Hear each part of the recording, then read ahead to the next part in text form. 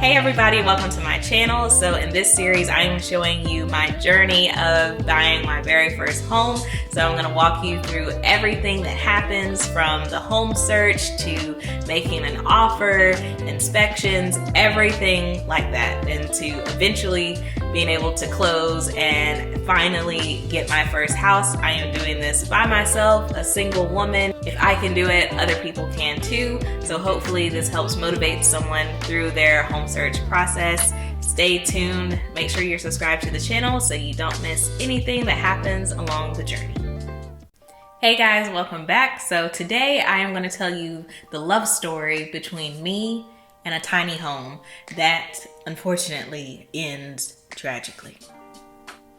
So let's start at the beginning of that love story though. So I was on not Zillow, but a different, my realtor has like this portal that I can use to see different homes in the area. And I saw this home and I was like, it's been on the market for more than 30 days. And usually when that happens, in this market anyway, it means that something is wrong with it. And I'm looking through the pictures of it and I'm like, well, it looks very updated and it looks really nice to me. So I'm like, why is it like still on the market? And then I go to the description and I see that this is a 2-bedroom, 1.5 bathroom home. However, it is 745 square feet. That means that it is a very small home. And not just that, it's not even 745 square feet on one floor. It's a 2-story home. So that means that it's tiny, right? And maybe not your like typical idea of what you think of when you think of a tiny home, but like this is a very small home. But I'm like, it doesn't hurt to go and look. Another thing that caught my eye was the price. It was listed at $199,999. So in other words, $200,000, which is very, very cheap in this market. Now, this home is again in like the Black area of town. It's actually really close to an HBCU, close enough so that students could like walk to the home. And some people wouldn't like that, especially just like any type of school wouldn't want to live that close to it. But my idea for a home is I want to live in it for a few years, and then I'm sure my life is going to change at some point. I'll either like maybe I'll be married, maybe I'll have kids. I'm still like 50-50 on that, but I'm sure I'll outgrow the space. Sorry about the lighting.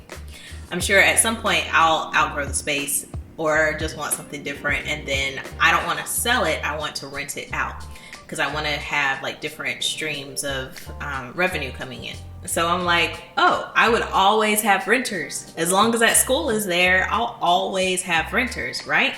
So it's small on paper, but I wonder how it actually feels once you get inside. So I called my realtor and I was like, I want to go see the house. And she was like, really? And I'm like, yeah, I want to go see. So here I'm going to insert a clip of me going and looking at the house.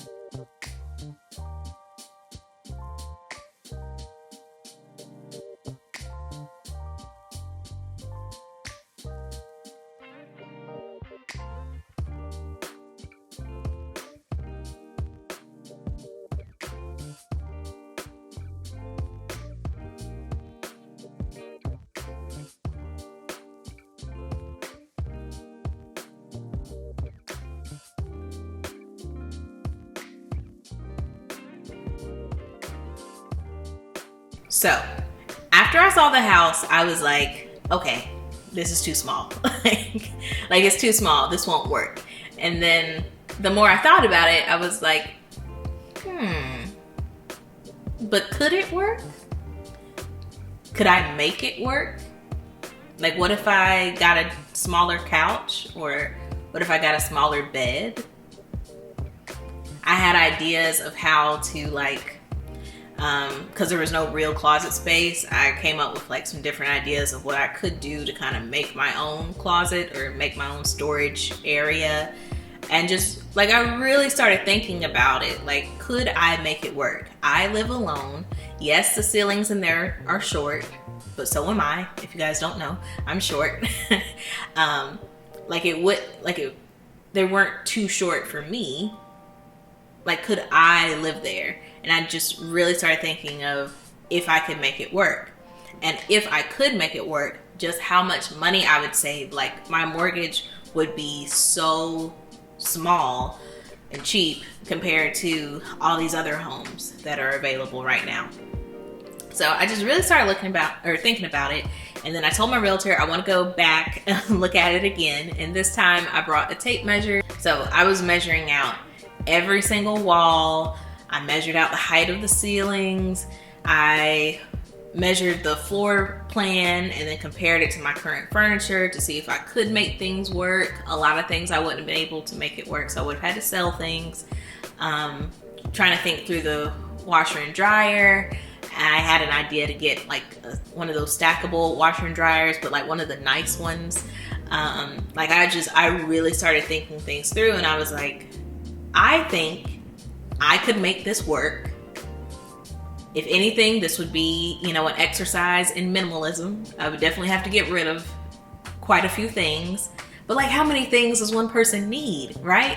Like, I just really started thinking things through, and I was like, I think I can do this, and I know that I would save so much money. Like, even think about like the utilities on a house that's only 745 square feet. So I decided to make an offer. So just a reminder, the house is basically listed at $200,000. I offered $187,500. I offered that because my realtor let me know that like it was overpriced. The home was overpriced, and I didn't want to get in a situation where I make an offer that's here, and then once it gets appraised, it's here, and I have to come up with the difference cash, right? So I made a lower offer, and then also I have to do due diligence here, which is a non-refundable amount of money that can go towards your closing costs, but it's money that you say up front that's like, hey, I really want this house, and to show like some good faith, I'm going to give you this money that even if something happens and I can't move forward with the process anymore, you can keep this money for forever. So I did $2,000 due diligence, which, just to point out, is a lot less than any of the other offers I've done. My due diligence has been like $5,000, but for this we only did $2,000. And then earnest money, very similar to due diligence. It serves the same purpose, but this money is refundable if something were to happen and I couldn't go forward with the process anymore. I would get that money back, but we did $1,000 in earnest money. So that was my offer. It was accepted. Yes, thank you. The offer was accepted for like 2 hours, and then they turned right back around and said, oh, nope, we got a different offer. We're gonna go with them instead. So I got the house, and then I didn't get the house. I don't even like, is that legal? Like, can they do this? Like, it's a lot. It's a lot. This whole process is a lot. And it was a very emotional day for me because I was like, ooh, like I got the house. I got a house. Oh my God. And then I didn't, like a couple hours later. And, a lot of people that I knew were like, why are you doing this? Like, why would you put in an offer on this? Like, this is dumb. It's not enough space for you. And like all these things, a lot of doubters. But I knew what I was doing. I knew financially, like, this is going to be great. And also, I know me, and I know that I could have made it work. So I did want the house, and that's why I put the offer in. And then it just didn't happen. So it's just, this home buying process is a very like emotional time, especially if you're doing it by yourself and you're kind of riding all these emotions by yourself. Again, looking back at it, I'm like, is that legal? Can they just renege on their offer like that, on accepting my offer?